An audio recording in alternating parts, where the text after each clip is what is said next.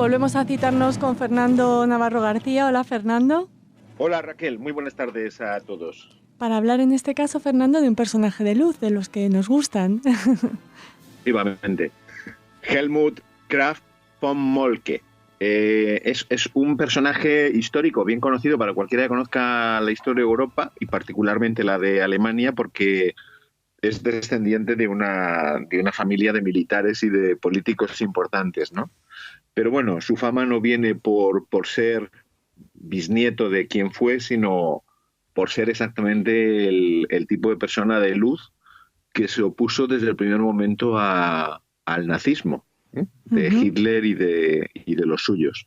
Entonces sí, es un personaje interesante porque además, Raquel, en nuestro programa siempre que hemos hablado de resistentes al nazismo, y Helmut von Moltke probablemente sea el más importante de todos ellos, hacemos referencia a las reuniones famosísimas del círculo de Kreisau, ¿verdad? Sí. Y este hombre, bueno, nace en Kreisau, en Silesia, y esas reuniones llevan ese nombre precisamente porque tienen lugar en un castillo familiar, en Kreisau, que era la población en la que él nació, en 1907. Tenía exactamente la misma edad, esto es una curiosidad, de la misma edad que Stauffenberg. Nació el mismo año y prácticamente murieron el mismo año y por las mismas razones, por haberse opuesto al nazismo. Si bien es cierto que la posición que tuvo von Moltke frente al nazismo era una posición más, si quieres, más idealista, más humanística, en donde no contemplaba el asesinato, el magnicidio en este caso, o el tiranicidio, más que magnicidio, el tiranicidio, ¿no? El asesinato de Hitler. A von Moltke esa opción nunca le terminó de convencer. Él pensaba que era mejor un golpe de Estado, un cambio de régimen radical, pero desde luego sin necesidad de llegar al asesinato de Hitler y de los suyos. Pero bueno, como decía, este gran personaje es sobrino bisnieto de von Moltke, el gran militar prusiano que obtuvo la victoria contra Francia en 1870.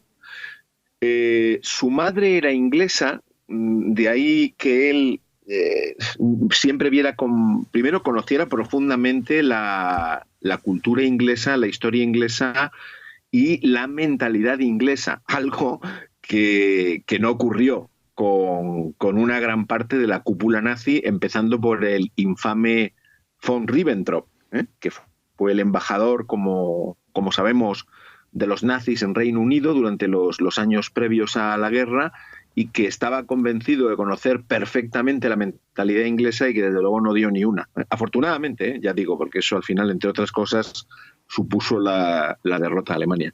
Bueno, su madre, como decía, era inglesa, y hay quien dice que sus ideas pacifistas y de alguna forma contemporizadoras con el imperio inglés venían derivadas de la línea materna, pero bueno, su formación es jurídica, él estudia Derecho.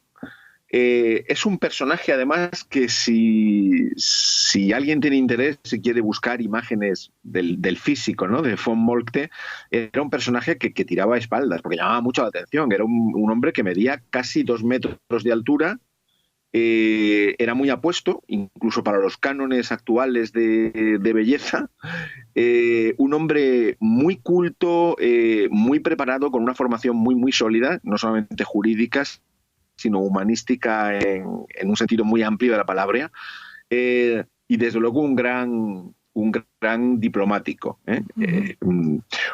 Cuando los nazis llegan al poder, bueno, él es de formación, esto hay que decirlo, porque vamos a verlo inmediatamente, Raquel. Su oposición al nazismo, sobre todo, tiene un fondo de moral cristiana, moral protestante, porque él es de formación, él es de credo protestante, pero en cambio tiene muchísimos vínculos, lo vamos a ver inmediatamente, con la Iglesia Católica, con la resistencia católica al propio nazismo.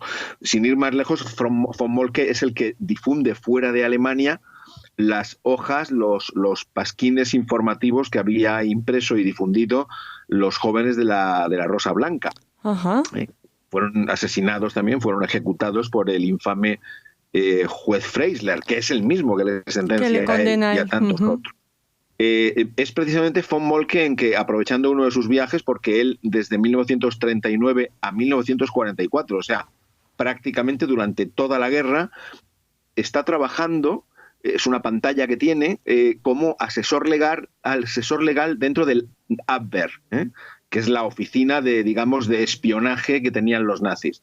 Pero ya sabemos, lo hemos visto en otros programas, Raquel, que afortunadamente el Abwehr no hizo bien su trabajo, y no lo hizo bien conscientemente, porque su gran jefe era el almirante Canaris, pero también estaba Oster, Hassel y otras personas muy, muy notables de la resistencia al nazismo, que estaban dentro de la cúpula del Abwehr. Y precisamente por eso esta oficina de espionaje nunca funcionó al 100% con la eficacia que podía haber funcionado de haber estado en manos de nazis convencidos. Pero bueno, afortunadamente, ya digo, el gran máximo responsable del Abwehr es Canaris, que también es ejecutado por Freisler después del atentado a Hitler, ¿no? Contra Hitler en la Operación Valkyria. Bueno, él está, como decía, del año 39 al año 44 de asesor legal del Abwehr, pero desde entonces, desde el mismo año 33, y esto es muy importante señalarlo, Raquel, porque a diferencia de otros miembros de la resistencia nazi que inicialmente miraron con muy buenos ojos al nazismo, por ejemplo, sin ir más lejos, el propio Stauffenberg. Von Stauffenberg es un militar con un contenido importante ideológico nacionalista alemán, y en el año 33, en el año 34, él mira con buenos ojos el nazismo. Y eso le ocurrió a muchísimos futuros opositores, pero en el caso de von Moltke, y esto a mis ojos lo hace desde luego un personaje doblemente grande y doblemente luminoso, él se da cuenta desde el primer minuto que el nazismo es una peste. Es absolutamente contrario a cualquier concepto que se pueda tener de moral, en el sentido doble, moral clásica, moral helenística, es un hombre culto, insisto, pero también moral cristiana. Y utilizo el término cristiano con toda la polisemia que tiene. O sea, aquí estamos hablando de las iglesias cristianas, tanto la protestante como la católica, por lo menos las dos mayoritarias. Él considera que el nazismo es absolutamente contrario al humanismo europeo, que tiene un pozo de herencia, de filosofía y de religión de miles de años, que el nazismo, con su nihilismo social, que es como él los tacha, los califica, ha arramblado con él. Y sabe que eso es un peligro. De hecho, cuando Hitler llega al poder, hay unas declaraciones de von Moltke en donde dice: esto significa la guerra. En 1933, Raquel, cuando todavía nos falta por ver la vergüenza de la conferencia de Múnich, de los acuerdos de Múnich, del paz por territorios, de Chamberlain, bueno, ya recordamos, ¿no? De las políticas de apaciguamiento, de la anexión paulatina de los Sudetes y finalmente, bueno, pues la anexión de Austria y finalmente la invasión de Polonia, ¿no? En septiembre de 1939. Desde 1933, exactamente desde el mismo momento en el que los nazis llegan al poder, él empieza a organizar las reuniones del Círculo de Kreisau, que, como decía al empezar el programa, toma el nombre por la hacienda, por el castillo de la familia en donde esta gente se reúne. Primero se reúnen personas muy próximas a lo que era su círculo social. Estamos hablando de los años 30 del siglo pasado. Por tanto, aristócratas, intelectuales, bueno, grandes Junkers, grandes terratenientes. Pero precisamente es Helmut von Moltke quien empieza a introducir, ¿no?, dentro del círculo, sí, a otras personas, digamos, de otra esfera social. Y estoy pensando sobre todo en sindicalistas y en socialistas, en socialdemócratas, No comunistas, porque él, von Moltke, como aristócrata, que era y también como ciudadano de su tiempo, sabía que el comunismo tenía también una semilla de nihilismo social que lo hacía incompatible con el Estado de Derecho, ¿no? No olvidemos también lo que estaba pasando en la Unión Soviética en 1933, que es cuando empiezan las reuniones del Círculo de Kreisau, ¿no? Se publica el 20 de octubre de 1940, edita von Moltke un memorando que viene a ser realmente la esencia de la resistencia alemana al nazismo, de la resistencia ilustrada alemana al nazismo. Se llama Sobre las bases de una teoría del Estado. Y en ese documento, von Moltke y los miembros del Círculo de Kreisau entienden que el futuro Estado alemán, después de la caída del nazismo, porque ellos ya están empeñados en erradicar el nacionalsocialismo, sí, lo quieren eliminar, se fundamenta en 4 pilares. 1, la religión cristiana. 2, una cultura humanística. 3, el carácter social del derecho y del Estado, la preocupación por las personas, por los problemas de los grupos más desfavorecidos, que diríamos utilizando la terminología moderna. Y finalmente una mentalidad histórica, una visión a largo plazo de lo que ha sido Europa y de lo que ha sido Alemania. En este grupo hay personas, algunas las hemos visto en el programa no hace muchas semanas. Alfred Delp, por ejemplo, jesuita. Pero también tenemos a abogados tan importantes como Adam von Trott, al que algún día deberemos dedicarle algún programa también, como personaje de Lud, ¿no? Un jurista que también fue ejecutado por Freisler después del atentado fallido contra Hitler.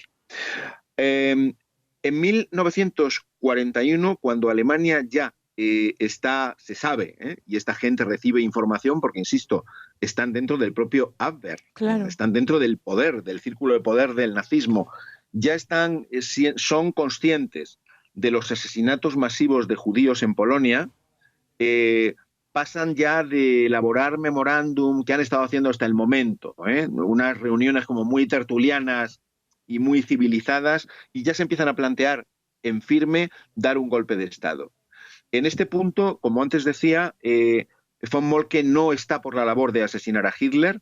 Otros miembros del Círculo de Kreisau son mucho más acción directa y deciden que la única forma es acabar con él. Él nunca lo vio, probablemente también por esa moral cristiana, ¿no? que sostenía y que defendía. No le parece bien el asesinato de un ser humano.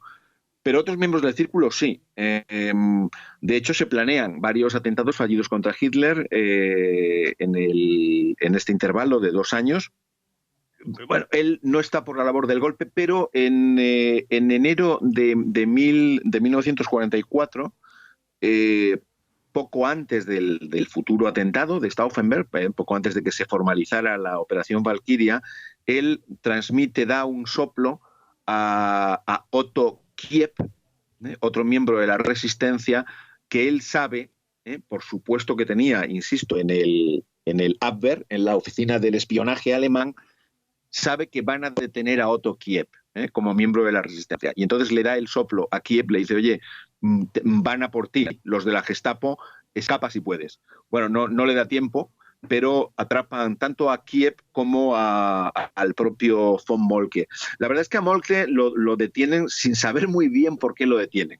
Saben que se ha reunido con algunas personas, pero bueno, él argumenta que son las reuniones de Pentecostés, que es como llaman a las reuniones del Círculo de Kreisau, porque la primera fue el 25 de mayo de 1942 y coincidió con la Semana Santa católica, cristiana.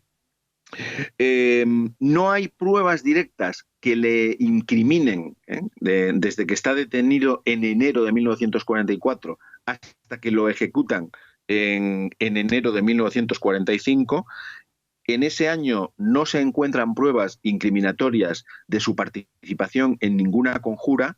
Por supuesto, no se encuentran pruebas de que hubiera participado en la Operación Valkyria, porque de hecho él no participó en la Operación Valkyria, no pudo participar porque estaba en prisión. Ahí lo metieron 6 meses antes del bombazo, lo metieron en la cárcel, con lo cual no pudo participar desde prisión en aquella operación.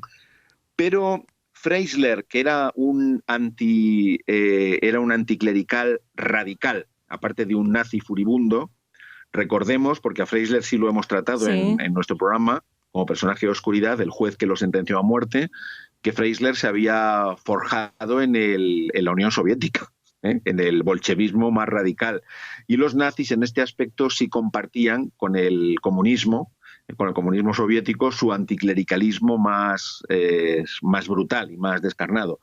Freisler se la jura a von Moltke por su doble pata, que él odiaba, por una parte aristocrática, como buen nazi no soportaba la aristocracia, y por otra parte sus creencias cristianas. Moltke además siempre había demostrado muchísimo respeto y muchísima admiración, aunque era protestante, por la Iglesia Católica. De hecho, tiene varias reuniones importantes, ¿no? con el obispo Preysing, por ejemplo, que era católico, el obispo de Berlín, para coordinar entre las diferentes iglesias cristianas, protestantes y católicas, qué tipo de sermones antinazis debían difundir a través de sus respectivas iglesias. Eso es la primera vez en la historia, Raquel, que se ha hecho. Sí. Y máxime en los años 30 y los años 40. Hoy en día, después del Concilio Vaticano II, la religión, por lo menos en el mundo civilizado, se gestiona de otra manera, el sentimiento religioso, y el ecumenismo precisamente lo que abre es puertas a otras creencias, entre católicos y protestantes, y también entre cristianos y judíos. Esto lo sabemos perfectamente, ¿no? Para encontrar los puntos de unión más que los puntos de roce o discrepancia. Pero hacer esto en 1941, en una Europa en guerra, era muy innovador.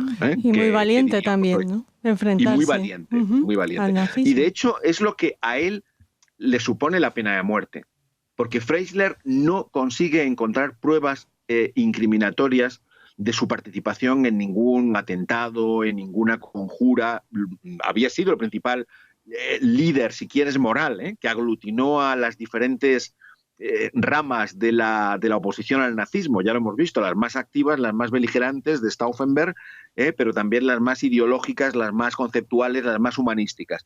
Bueno, pero no encontraron pruebas. Pero en cambio Freisler se cebó con él precisamente en sus creencias cristianas, en su simpatía con determinados obispos, en su amistad con determinado clero, en algunos artículos suyos cargados de moral cristiana que Freisler no podía soportar. Y esta es la razón, la principal razón por la que a él se le considera un enemigo político. El nacionalsocialismo consideraba a la religión, y especialmente a la religión institucionalizada y con poder, como era el cristianismo, una enemiga del Estado por el simple hecho de ser una creencia. Y consecuentemente esto es lo que supone, después de un juicio que fue básicamente un teatro, como todos los juicios de Freisler, todos los procesos de Freisler, a él le condenan a muerte y lo ejecutan, pues ya digo, a poco menos de 3 meses de que terminara la Segunda Guerra Mundial. A él y a muchos otros, porque murieron miles de miembros de la resistencia prácticamente 2-3 meses antes de que terminara la guerra, que si te pones a pensarlo es terrible. Es terrible, sí. ¿Qué habría ocurrido, ¿no? si hubieran conseguido, ¿no?, sobrevivir aquellas personas tan valientes y tan arriesgadas, ¿no? Pero bueno, quede por tanto en nuestra memoria, en nuestro recuerdo, un personaje de luz como von Moltke. Sí, desde aquí nuestro homenaje. Te agradecemos muchísimo que hayas recorrido la biografía, la vida de Helmut Graf von Moltke, y esperamos seguir hablando de estos personajes de luz y de sombra bajo el nazismo contigo. Muchas gracias, Fernando. Pues un abrazo muy fuerte, Raquel, para ti y para el resto de oyentes de Radio Sefarad, y hasta la semana próxima.